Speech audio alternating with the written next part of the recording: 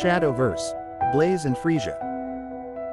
Freesia repeats the simple directions given to her. The house with a lance near the archery range echoes in her mind as she navigates the bustling streets of the town. Her jade green eyes dart nervously around, taking in the unfamiliar surroundings. She tucks her blowing long black hair into her hood, feeling like a small lost creature in a world too big and loud. The wind picking up slightly, she shivers as evening sets in. The streets lined with stone and timber houses, each one looking similar to the next. Vendors shout their wares, children run and play, the clatter of hooves on cobblestones filling the air. She pulls her green capelet tighter around her, trying to avoid drawing attention to herself. After what feels like an eternity of wandering, Freesia finally spots the archery range. Relief washing over her as she quickens her pace, her boots kicking up small clouds of dust. Beyond the range, she sees a stone brick, two-story timber-framed house. The structure standing out with its sturdy build and simple elegance. Taking a deep breath, she sighs with relief.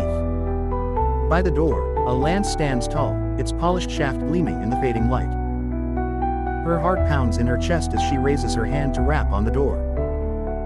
The sound of her knuckles against the wood seeming louder than it should have been, echoing in her ears. Dot. Dot. Dot. Just as she is about to lower her hand, the door swings open, startling her. The man, being average height at 5'8" tall, though he is half a foot taller than Freesia. Eyes wide, she looks up at Blaze, standing in the doorway. She opens her mouth to speak but finds the words caught in her throat. He looks down with a mix of curiosity and expectation. Freesia's mind racing, her heart pounding in her chest. She takes a deep breath, trying to calm her nerves, and finally speaks. I'm Freesia, she stammers, her voice barely above a whisper. Your new squire, sir. Eyeing her closely, he sighs. You must be mistaken. Aye, she stammers. I don't think I am mistaken, you are. Sir Blaze, aren't you? He watches as she fumbles with a scroll, procuring it from her small bag. Eyeing it, he sees it details her duty as squire under his care. He narrows his eyes at the scroll. Fine, he grunts, stepping aside to allow her entry. But make no mistake, squire or not, you'll have to earn your keep around here. The woman swallows hard, nodding in understanding. Then steps cautiously inside, taking in her new surroundings. The house is cool and warmly lit, with a strong scent of leather and metal lingering in the air. To her left, a set of stairs go up to the second floor, and to her right, a large fireplace crackles, casting dancing shadows on the rough-hewn walls. She turns back to face him, her jade green eyes filled with determination. I understand, Sir Blaze. I'm here to learn and work hard, she says, squaring her shoulders. What are my first orders? He looks at her, his dark eyes assessing her. Follow me, he growls, leading the way up the stairs. The second floor is dimly lit by flickering candlelight, and the air is heavy with the scent of old leather and the musty odor of unused rooms. He stops outside of a large wooden door, its surface worn and battered from years of use. Without a word, he turns the iron handle and pushes the door open, stepping aside to let her enter. The room is large, with sturdy oak racks lining the walls, each one filled with different types of armor. In the center of the room is a large workbench, upon which sits various tools and pieces of metal. Your first order, Blaze says, his voice echoing in the quiet space, is to learn everything you can about armor. This is my workshop, and it's your responsibility to keep it in good working order. He points to a small pile of papers on the workbench. Those are the schematics for the latest set of armor I'm working on. Study them carefully and familiarize yourself with the different parts and pieces.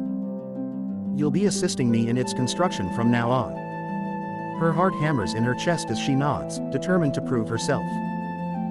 I will, Sir Blaze, her voice barely above a whisper. I won't disappoint you. As he leaves her to her task, she has a troubling thought. What if he's a murderer or something? She wonders, growing scared.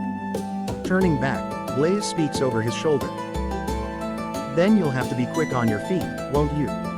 He says, vanishing down the steps, pausing a moment, then shakes his head, moving on. For a moment, Freesia feels alone and vulnerable. She takes a breath, trying to steady her nerves. I can't let fear control me. This is my chance to prove myself. She looks over to the papers on the table and sits to begin studying. As she starts to scouring the schematics, she notices that the pieces are meticulously crafted with intricate designs and patterns. I wonder, she thinks, deciding to ask Blaze about it when he returns. 48 hours later. After some time studying, Freesia hears footsteps coming up the stairs. She quickly gathers the schematics and tidies up the workbench, trying to impress Blaze with her diligence. The door opens, and Blaze walks in, his expression grim. He goes to the rack and removes a set of battered armor and a shattered sword, setting them down on the table in front of her. This is what happens when equipment isn't maintained properly, he says, looking at the blade, his voice low and threatening. This is why it's important to keep everything in good working order, he says, shaking the armor lightly. Freesia swallows hard, her heart racing. I understand, Sir Blaze, she says, trying to keep her voice steady. I'll make sure everything is always ready for use. Blaze nods, seemingly satisfied with her response. Good, he says, turning to leave. I'll be back later to see your progress. As the door closes behind him, she takes a deep breath, trying to calm her nerves. She can't help but feel that Blaze is a confusing taskmaster, but she's determined to prove herself. She picks up the broken blade, then glances at the battered feminine armor, examining it closely, wondering how she can bring it back to its former glory. Blaze looks back up the stairs. I don't know why they keep sending me helpers. Or why I gave her Kira's armor to repair, he thinks, moving over to his chair by the fire. Was my sword, he thinks as he sits down. Spotting movement out of the corner of his eye, looking closer, he sees a small mouse scurrying across the floor. Its little nose twitching as it searches for food. With a sigh, he reaches into a pouch at his belt and pulls out a small chunk of cheese, tossing it towards the mouse. It freezes for a moment, then quickly darts towards the cheese, snatching it up in its tiny mouth. It starts to nibble on the cheese contentedly, completely unaware of Blaze's gaze upon it. Blaze mutters to himself. Maybe there's hope for this one yet, he thinks, remembering Freesia's determination. He takes a deep breath, trying to push aside his doubts and focus on her potential. She hasn't even come to bother me as much as others. After all, she is a squire, and squires are meant to learn and grow.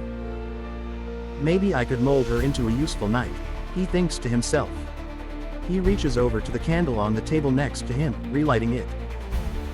The flame flickers to life, casting long shadows across the room.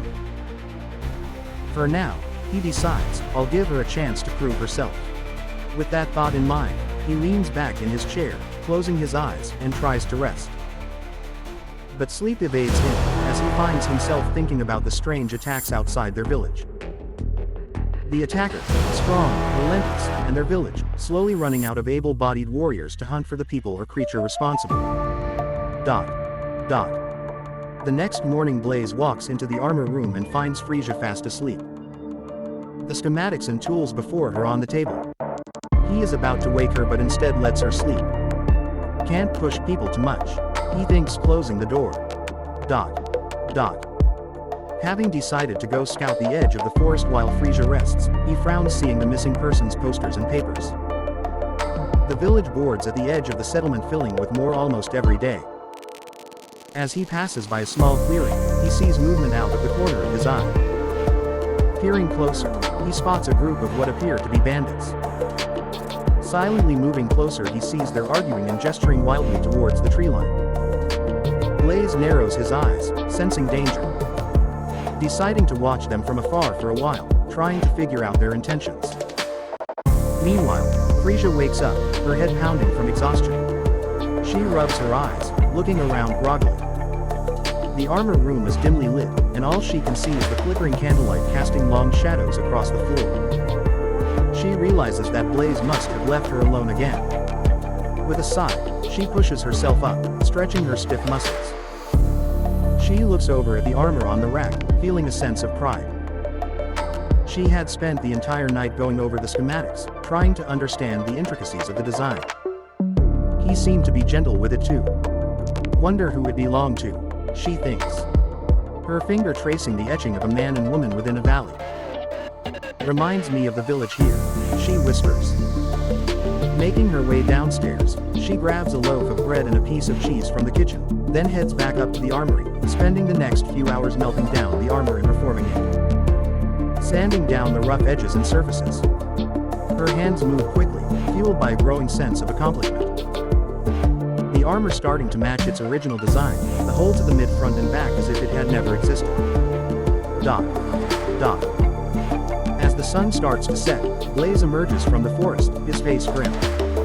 Dot. Dot. As he enters the house, he checks on Freesia, who is still hard at work on the armor. He nods approvingly. Well done, he says, his voice gruff. Your efforts haven't gone unnoticed. She looks up, surprised. Thank you, Sir Blaze, she says, a blush spreading across her cheeks. I just wanted to prove myself. He studies her for a moment, his dark eyes assessing. You've certainly done that, he says.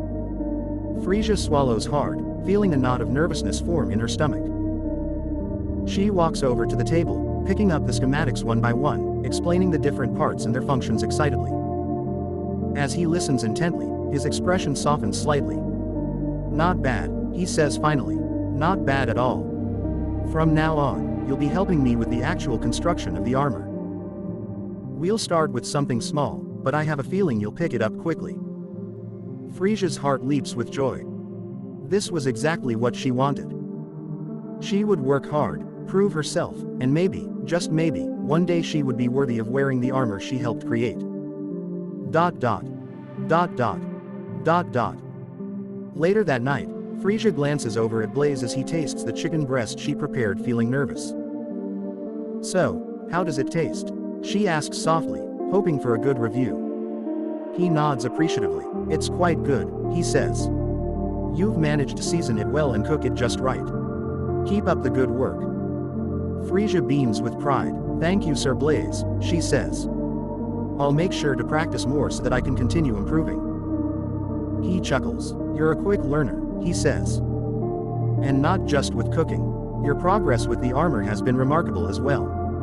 You've picked up on the intricacies of the design quickly. Freesia blushes slightly, pleased by the praise. I've been working hard, she says. It's an honor to help maintain such beautiful and functional pieces. They continue their meal in companionable silence, both lost in their thoughts. For Freesia, it's a moment of pure joy, being appreciated for her hard work and dedication. And for Blaze, a small glimmer of hope that maybe, just maybe.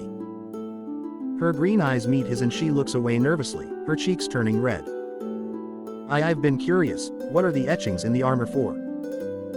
There's no notes on them at all, just a drawing of what they need to look like. She says. He looks at her thoughtfully. The etchings are actually a very old and intricate part of our village's history, he begins, his voice taking on a more serious tone. They represent the values and beliefs that have been passed down through generations.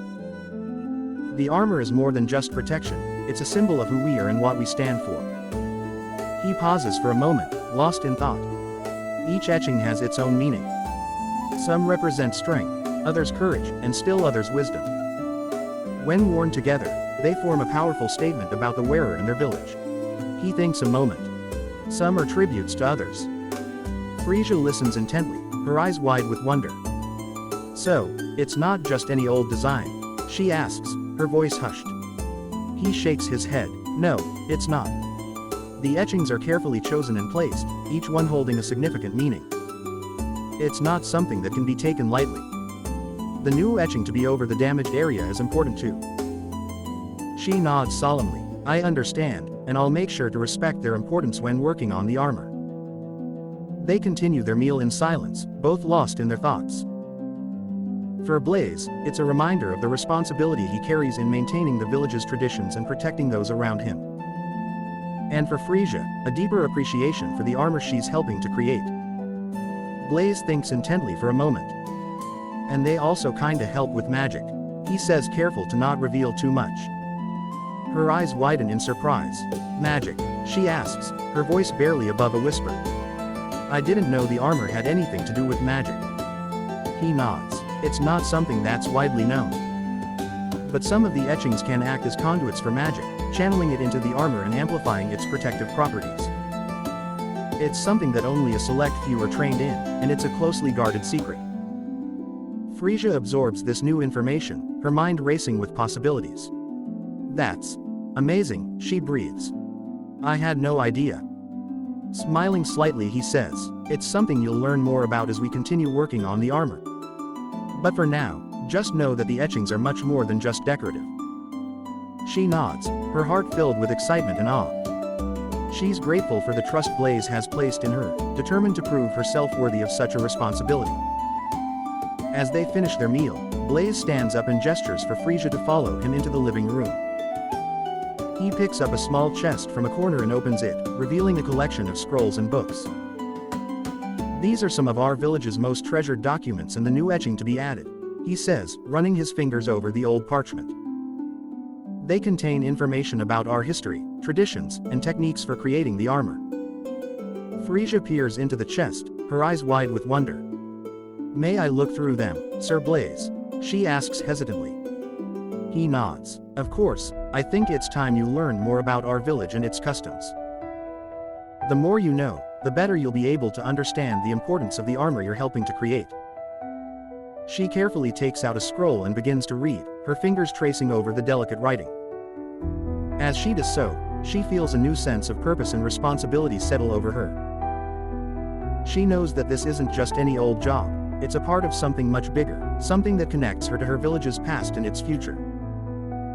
Blaze watches as Freesia pores over the scrolls, a small smile playing at the corners of his mouth. He's pleased to see her so eager to learn, and he can't help but feel a twinge of pride in her. Maybe, just maybe, she'll prove to be the squire I've been hoping for. He thinks. ... Later, as Blaze lay in bed resting fitfully, a memory plays in his mind. A large forest much like those around the village flash in his vision. The sound of a beastly creature and breaking trees following them. Kira runs beside him as they desperately try to escape. Suddenly a large mass slams into him, claws ripping at his armor.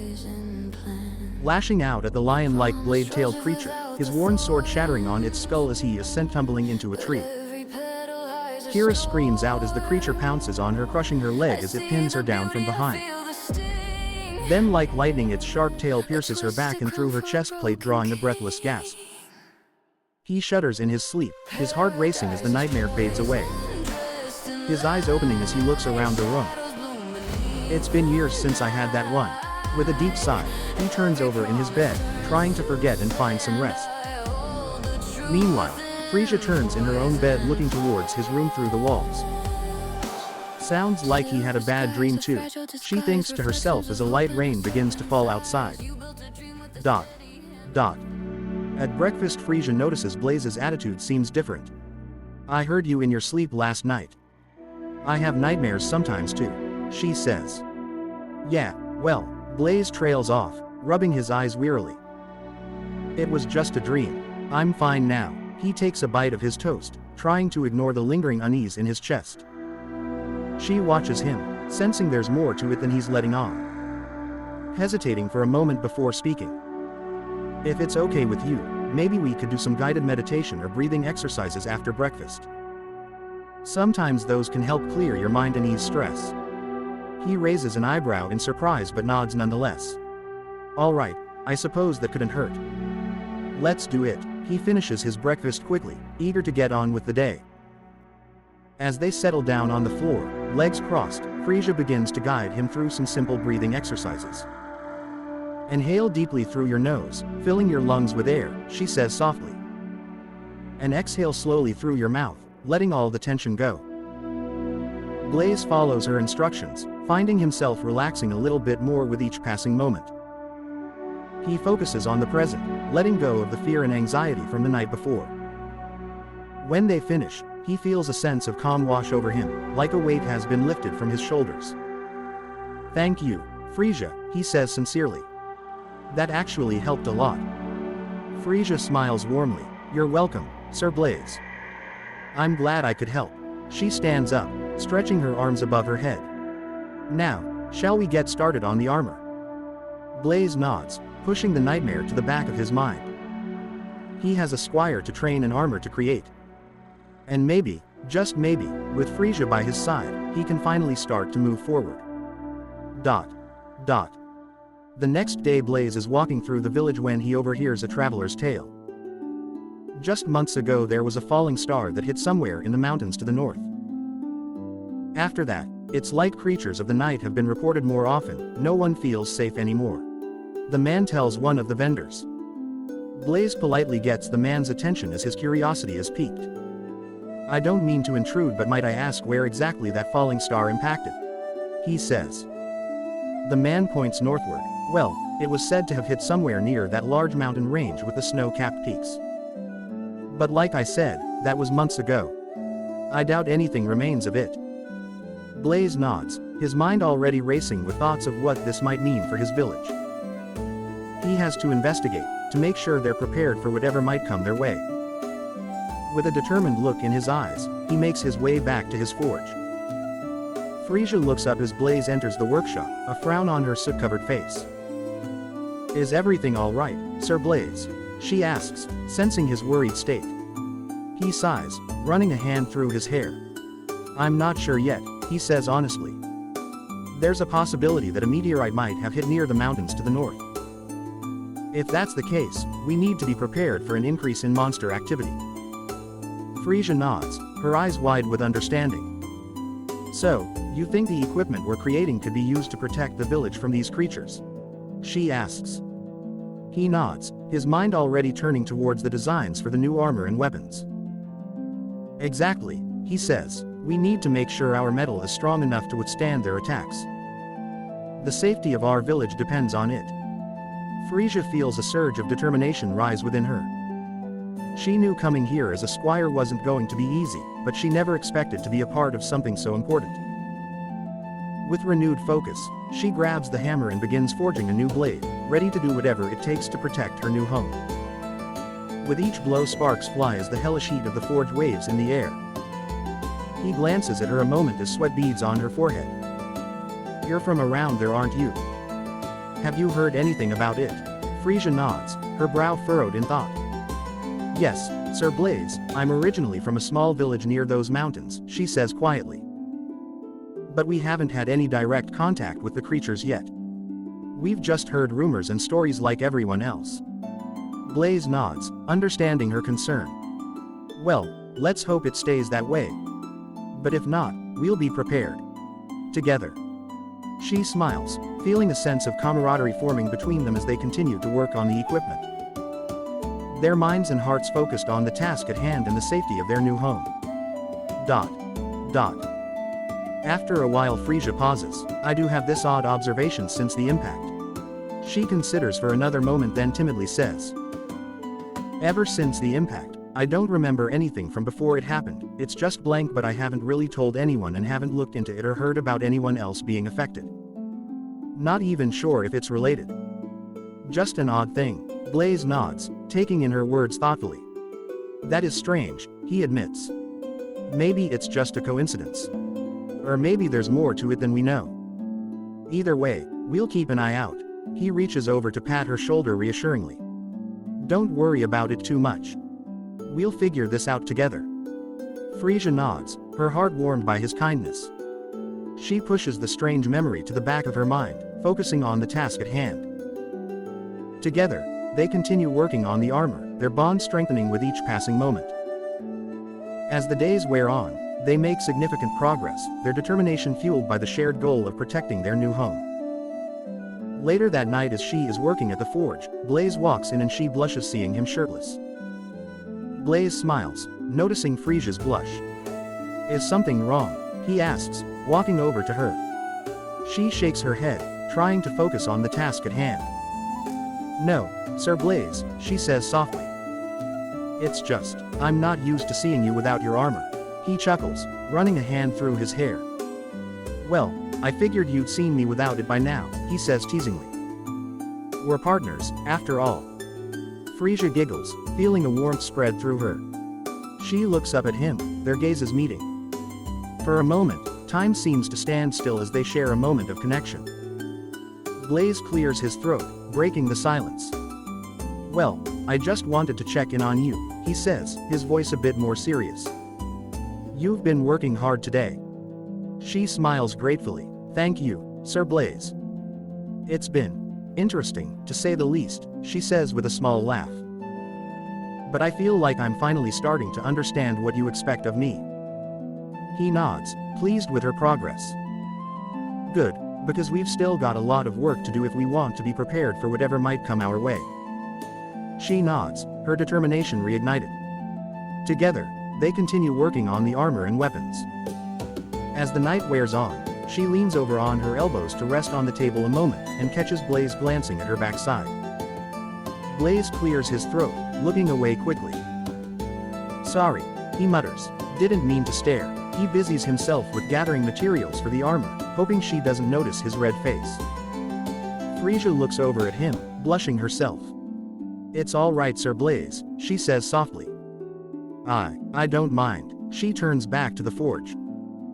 As they continue working side by side, their bodies occasionally brushing against each other, she can't help but feel a strange mix of embarrassment and anticipation.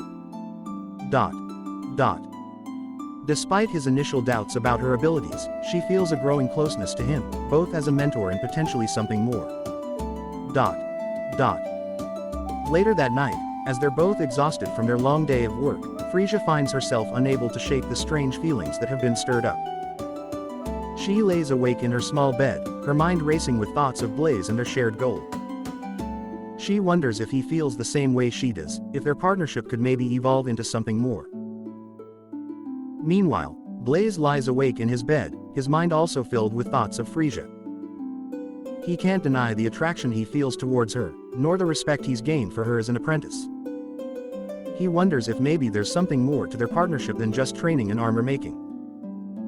The next morning, both Blaze and Freesia enter the workshop with a newfound determination. They spend the day working tirelessly, their hands moving in perfect harmony. As they work, they can't help but steal glances at each other, their eyes filled with a newfound understanding. The air between them charged with a nervous but pleasant tension. Later in the day during a combat training session, a messenger from the king arrives. His knock on the door being unexpected. Freesia quickly answers the door, a frown forming on Blaze's face as he recognizes the royal emblem on the messenger's cloak. What is it? He asks, his mind still preoccupied with thoughts of Freesia. The messenger clears his throat, looking uncomfortable under Blaze's steely gaze. Sir Blaze, he begins hesitantly, King Eldon requests your presence at the palace immediately. It's a matter of urgency. Blaze's heart sinks. This can't be good news. He turns to Freesia, his expression grave. Something's come up, he says quietly. I need to go to the palace. Can you manage here alone until I get back? Nodding as she sits down. Of course, Sir Blaze, she says softly.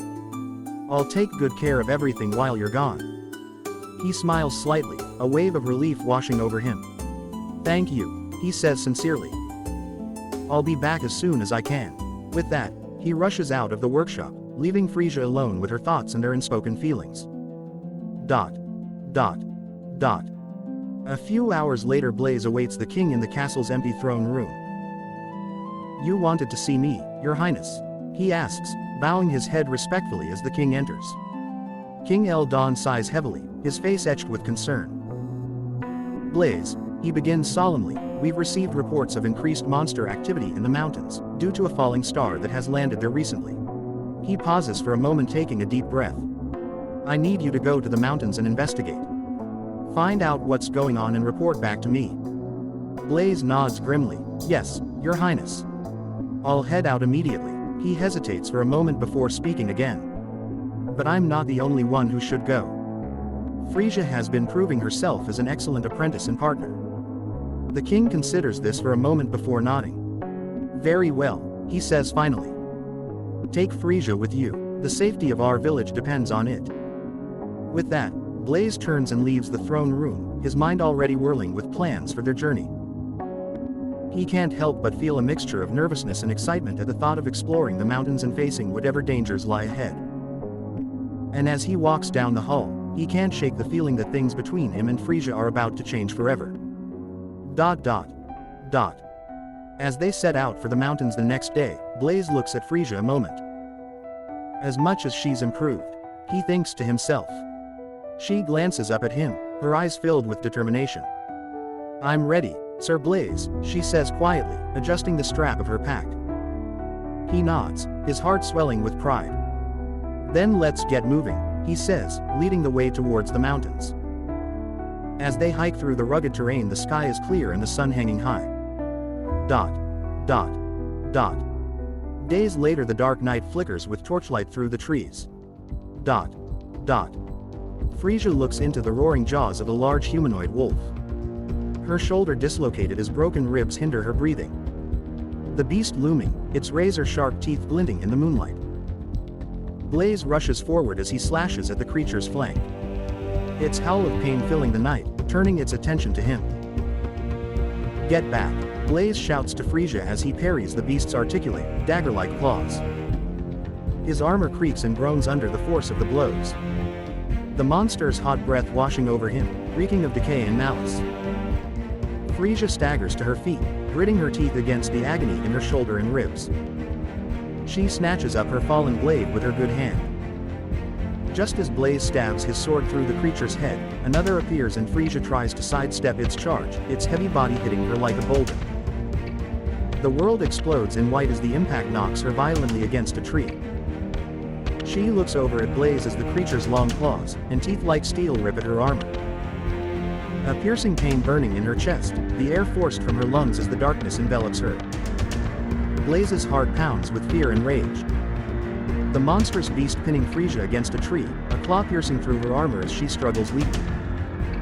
"No," he roars, plunging his blade into the creature's back. It howls in pain and fury, turning to face him. Blaze meets its eyes, seeing only malice and hunger there.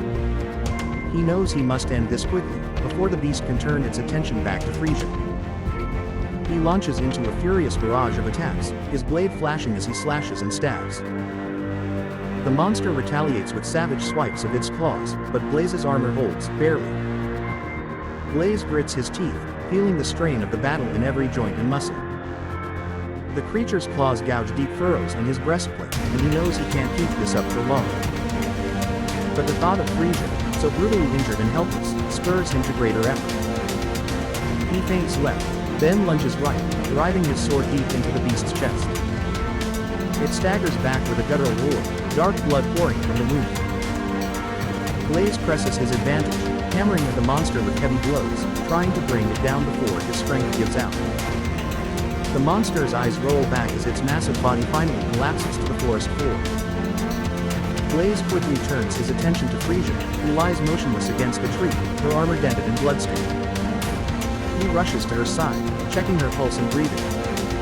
"I'm here, Freesia," he says, his voice thick with emotion as he cradles her head in his lap. "I'm going to get you to safety." He carefully examines her wounds, wincing at the damage. Dot dot. Dot dot. Pacing the hall, Blaze thinks back to the attack as a healer approaches him. "Sir Blaze," he says softly, "Freesia is stable now, but her injuries are severe. The dislocated shoulder and broken ribs are the least of her problems." He pauses, his expression grave. "She has a deep puncture wound to her chest that came very close to her heart.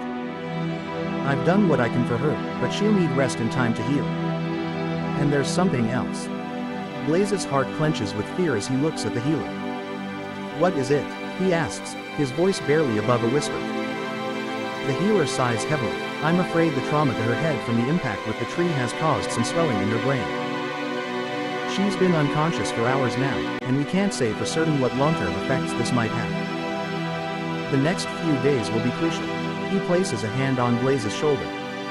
"Try to stay hopeful, Sir Blaze. We're doing everything we can for her." He nods, his throat tight with unshed tears.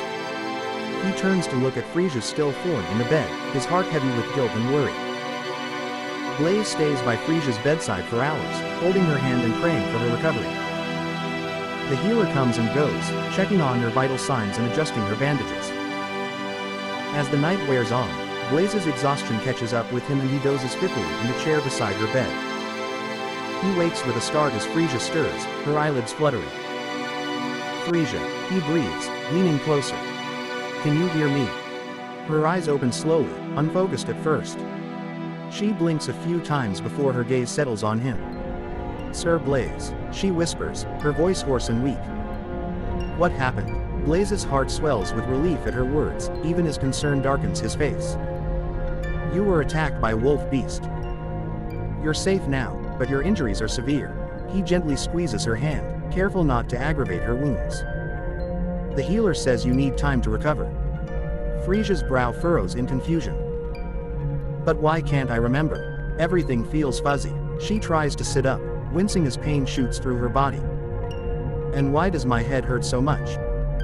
Blaze helps her lie back down, his face etched with worry. "The impact with the tree caused some swelling in your brain."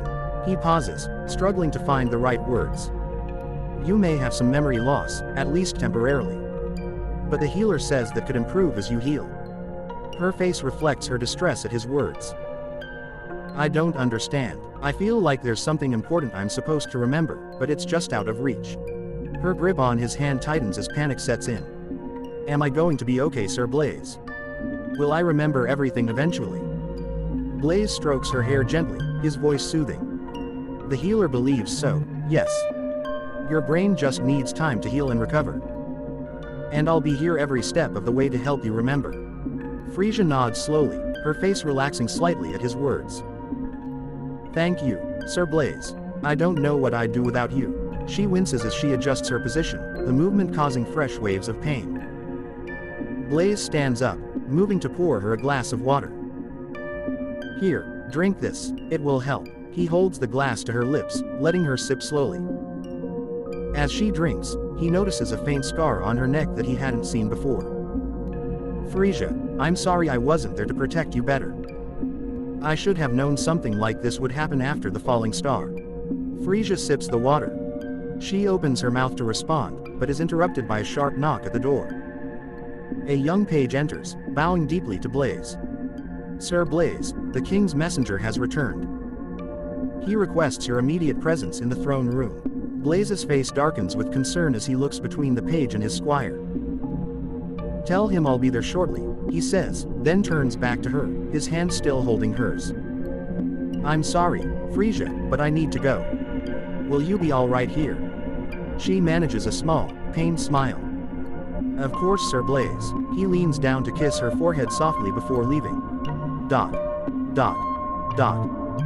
Walking down the castle halls, his mind races with the possibilities of what the king might say. The increased monster activity, Freesia's memory loss, and the ominous falling star all weigh heavily on his thoughts. As he enters the throne room, he bows deeply to the king. "Your Majesty, you summoned me." The king regards him gravely, his expression serious. "Yes, Sir Blaze, I have grave news from the scouts. The monster activity in the mountains has escalated dramatically. Entire villages have been razed, and the beasts are becoming bolder, attacking in daylight." He pauses, his brow furrowed. Dot. Dot. Dot. 2 days later, Freesia looks at Blaze and grits her teeth. The wound on her chest needing cleaned and a new dressing. She swallows nervously as his hands work, biting her lip as he brushes her breast gently by mistake. She flushes at the accidental touch, her breath catching in her throat. She looks away shyly. "I'm sorry, Sir Blaze," she says softly, her voice trembling slightly. "I didn't mean to react like that." Blaze freezes for a moment, realizing the implications of his actions. He withdraws his hands quickly, his face flushing red. "Freesia, I'm sorry," he stammers, his eyes wide with shock. "I never meant to make you uncomfortable. Please forgive me." Freesia shakes her head, her eyes still downcast. "There's nothing to forgive, Sir Blaze." She takes a shaky breath, trying to compose herself. I'm not used to someone being so close to me, that's all." He nods. "I understand, Freesia, it won't happen again." He moves to the other side of the bed, giving her some space. Freesia looks up at him, a small, embarrassed smile on her face. "Thank you, Sir Blaze. You've been so kind to me." She hesitates for a moment before speaking again. "I was wondering, could you tell me more about what happened? About the attack and everything that came before." Blaze's face darkens with concern. Dot. Dot. 30 minutes later, Blaze is sitting by the fireplace as Freesia rests. How could I miss that there was more than one? He thinks to himself. As he gets up, he notices a piece of paper fluttering on the floor, a torn map. Curious, he picks it up and studies it. The partial map showing a section of the mountains, with a crude X marking the location. Concerned, he decides to show it to Freesia later, once she's feeling better. He glances over at her, noting the peaceful rise and fall of her chest as she sleeps. Despite the pain she must be in, she looks so serene, almost beautiful in her repose. His heart clenches in his chest, a sudden rush of protective instinct overtaking him. No, I cannot let this happen again. I must be more vigilant, more prepared. He rises abruptly from the chair, beginning to pace the length of the room like a caged lion. He marvels at her strength, her resilience in the face of such devastating injury. She is a true warrior, a kindred spirit to him in many ways. How could I miss that there was more than one? He thinks to himself. From going off past experience. I had been so focused on the one attacker, that I failed to notice the second approaching from behind. His heart pounds as he recalls the moment Freesia was struck, the sickening crunch of metal against bone echoing in his memory. She stirs in her sleep, a soft whimper escaping her lips. Blaze immediately moves to her side, gently brushing a strand of hair from her forehead. I'm here, Freesia, he whispers, his words thick with emotion. I'll make this right, I promise. The moon is nearly full, casting an eerie glow over the landscape. His mind races with the implications of Freesia's revelation. He shakes his head with a sigh. If there were multiple attackers, it suggests a level of organization and coordination that we had not previously considered with that type of creature. They usually roam alone, he says to himself as the owls fill the night with their calls. His eyes narrow as he recalls the battle, his muscles tensing with renewed anger and frustration. He can't help but replay the moments leading up to Freesia's injury, each detail burning itself into his memory. The beasts had moved with an almost human-like intelligence, coordinating its attack with its packmate. It was a level of tactical awareness that's unexpected and deeply troubling. He thinks to himself, growing uneasy. Freesia stirs in her sleep, this time more agitated. She thrashes slightly, a soft whimper escaping her lips. Blaze gently placing a hand on her arm to soothe her. Easy, Freesia, you're safe here, he murmurs, his voice low and soothing. A few days later, Blaze walks through an ancient cavern. The air cool and damp as his torchlight flickers. He thinks about Freesia resting at the inn. I can handle things without her, he thinks as a breeze draws his attention to a darkened archway. Blaze steps cautiously through the archway, his torch casting eerie shadows on the rough stone walls. The cavern widens, revealing a large chamber with a towering ceiling supported by thick columns. As he ventures deeper, the air grows colder and the silence more oppressive. Suddenly, the sound of dripping water echoes through the chamber, followed by a low, guttural growl. Blaze's hand instinctively goes to his sword hilt as he scans the darkness for the source of the noise. The growl intensifies, reverberating off the walls, and Blaze realizes with a sinking feeling that it's coming from multiple directions. I'm surrounded, he thinks, drawing his sword. The shadows seem to writhe and twist as multiple sets of glowing eyes appear in the darkness. The growls grow louder, more menacing. Blaze's torch casts a weak light, revealing the outline of large, hulking shapes moving through the cavern. The creature's unlike anything he's ever encountered, a fusion of beast and humanoid, with rippling muscles and razor-sharp claws. They move with an almost hypnotic rhythm, circling him like predators stalking their prey. Blaze's heart pounds in his chest as he realizes the gravity of his situation.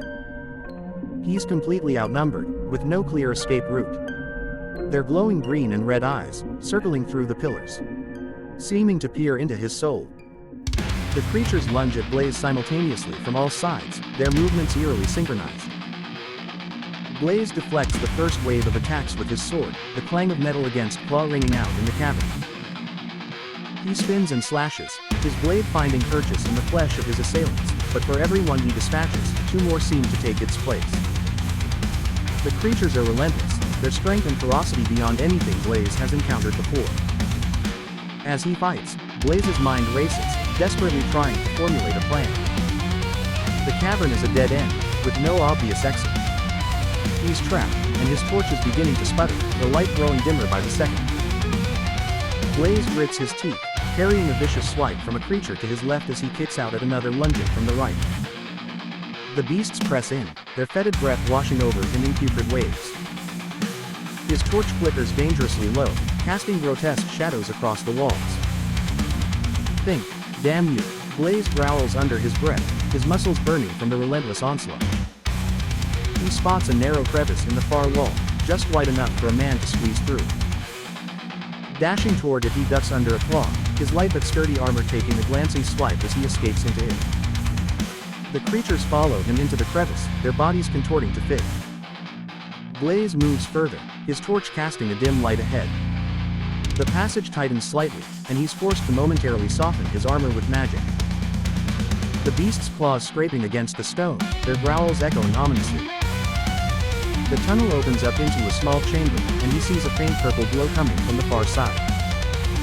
He dashes forward, his lungs burning from the exertion in the foul air. The creatures no longer pursuing as they sniff a moment, then retreat. Reaching the glowing area, he sees it's a small tunnel with luminescent fungus providing light. Feeling dizzy, he looks back at the creatures. They must not like the air here either. He thinks as he pours his water onto a cloth and wrings it out, then ties it around his nose and mouth. Heaving as he gasps for breath, the damp air heavy and acrid. The glow of the luminescent fungus cast an eerie purple light in the narrow tunnel, the walls slick with condensation. He presses onward, the improvised mask doing little to filter out the noxious fumes that seem to permeate every inch of this subterranean hell. His vision begins to blur as he stumbles up an incline. A faint gold light ahead as the purple fungus ends giving way to bare rock walls. As he continues on, he drops to the ground. The tunnel ahead draped with fungus and vines giving off a soft gold light. He struggles to breathe, his vision blurring and darkening at the edges. The tunnel ahead beckons, offering a glimmer of hope, but his body betrays him, weakening with every step. The acrid fumes of the fungus seem to seep into his very being, making his head spin and his muscles quiver with fatigue. He crawls forward, his armor scraping against the rough stone floor, leaving scratches in its wake. The gold light grows stronger, more inviting, as he inches towards it. But the poisonous atmosphere is taking its toll, and he can feel consciousness slipping away. As he blacks out, he reaches for a vine, its thorns piercing into his armored hand. Blaze's eyes flutter open, his vision blurred and unfocused. The golden light of the tunnel seems to swirl and dance before him, its warm glow a stark contrast to the dank, chilly air that fills his lungs. He coughs, the sound echoing off the walls of the narrow passage, and struggles to push himself up from the cold stone floor. His head pounds, a dull, throbbing ache that seems to radiate from the very center of his being. As he gingerly touches his face, his fingers brush against the rough fabric of the mask he had hastily constructed to filter out the noxious fumes. Pulling off his glove, he looks at his hand. The thorns of the vine having injected him with a strange substance. He throws aside a piece of purple fungus, and as it touches the gold, it loses its glow. Looking closer, he sees the liquid from the gold fungus eating away at the purple. He stares at the interaction between the two moss-like fungal species, his brow furrowed in concentration. The purple fungus withers and dissolves as the golden liquid spreads across its surface, a grim reminder of the deadly nature of this subterranean world. He carefully collects a small sample of the golden substance, sealing it away in a pouch at his waist. Rising unsteadily to his feet, Blaze takes a moment to survey his surroundings. The tunnel ahead curves gently to the left, the gold fungus casting an eerie, almost ethereal glow that illuminates the passageway. The air here is noticeably fresher, free from the acrid fumes that had threatened to overwhelm him earlier. He leans down, scooping more of the gold-colored fungus into a jar. Then, holding his breath, he quickly gets some of the other into a separate container. Freesia would love this, never seen anything like it. And who knows, maybe we could be first to name these, he thinks. Gingerly placing the jars containing the peculiar fungi into his satchel, securing them carefully to avoid any further contact with the purple spores that had nearly done him in. As he straightens up, he feels a dull ache spreading through his body, a reminder of the toll the poisonous atmosphere had taken on him.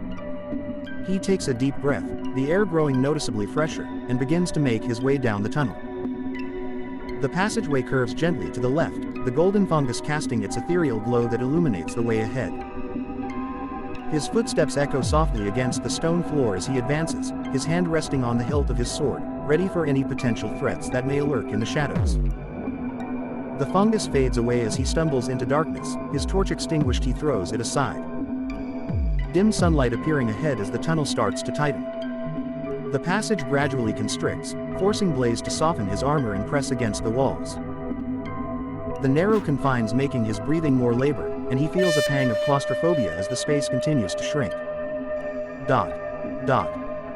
After what feels like an eternity of squeezing through the tight space, he emerges looking out of a steep cliffside. Breathing a sigh of relief, he lays there a moment, then begins the long climb down and makes his way to the village he saw in the distance. Dot. Dot. Dot. He staggers into town. Recognizing the area, he sighs exhausted and covered in dust from the long climb down the cliffside. The villagers staring curiously as he makes his way through the streets, his armor clanking softly with each step. He heads straight for the inn, hoping to find Freesia and update her on his findings. Upon entering the inn, Blaze spots his squire sitting at a table, hunched over some papers. She looks up as he approaches, her eyes widening in surprise. Blaze, you're back. I was starting to worry. Did you find anything in the mountains? He nods, a weary smile on his face. I did, Freesia, you won't believe what I discovered down there, he says, suddenly feeling weak. Freesia gives him a look of concern as they head to their room. You look like you're on death's door, she says. Entering their room, he begins to tell her about the purple and gold fungus. Her eyes fixating on the jars, looking intently as she listens to his experience of each. This is incredible, she says as she examines the golden fungus. The way these two react to each other, it's like they're in a symbiotic relationship. And the purple one, where is its energy and mass coming from? It's fascinating how it spreads like a virus, consuming everything in its path. And the other seeming to keep it at bay. Freesia's fascination is evident as she continues examining the specimens. Do you think we could use this somehow?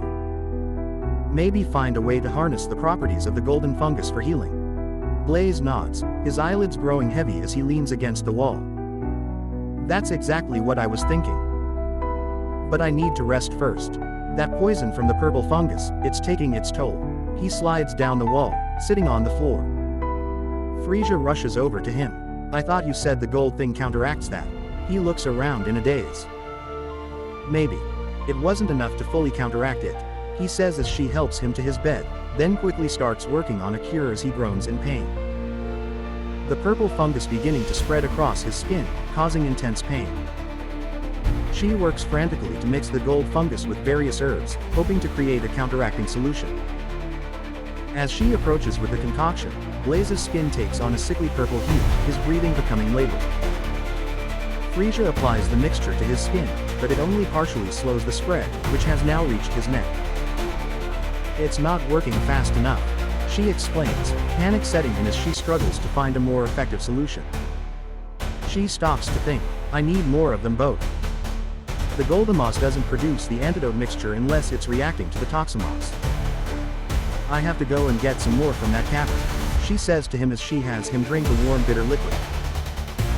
He tries to protest, but she silences him. Just trust me, I'm not going to go in through the known entrance. And if those creatures deep inside knew of the way you found, they'd have been there, she says, reassuring him as she puts on her light armor. Don't worry, I just have to find that spot you came out, she says as she disappears through the door. After a moment she leans back in. It'll be a stealth mission too. If anything happens, I'll abandon the mission and we can try again. Only really need the purple as it gets eaten by the Goldamoss. She pauses a moment then hurries away. Looking after her as he feels too weak to move. He can't help but be afraid as he lays back on the bed, his skin still tinged with an unsettling purple hue. The mixture Freesia had concocted slowing the spread of the poison, but it still creeps across his skin, a painful reminder of his ordeal in the mountains. His mind drifts to Freesia, wondering if she will be safe in her mission to retrieve more of the peculiar fungi. I know she's capable, but the thought of her venturing into the treacherous cavern alone. He thinks. Memories of Kira and the similar attack on Freesia running through his mind. Kira's life force having vanished quickly as Blaze saw the light fade from her eyes. Dot. Dot. Dot. The hours tick by, his thoughts racing, his imagination conjuring up scenarios, each more harrowing than the last. As he lay there he loses consciousness, his mind full of tension and fear. When he finally wakes, he finds himself in an unfamiliar room. The air, cool and sterile, the walls lined with white tiles. He looks down and sees that he is lying in a hospital bed, his skin now clear of the purple fungus. Freesia sitting beside him, her face etched with worry. Blaze, she exclaims, relief in her voice. You're awake, how are you feeling? He tries to sit up, but his body feels weak and achy. I'm okay, I think, he says, his voice hoarse. What happened? Where am I? He asks. You're in the infirmary, she explains, hugging him tightly.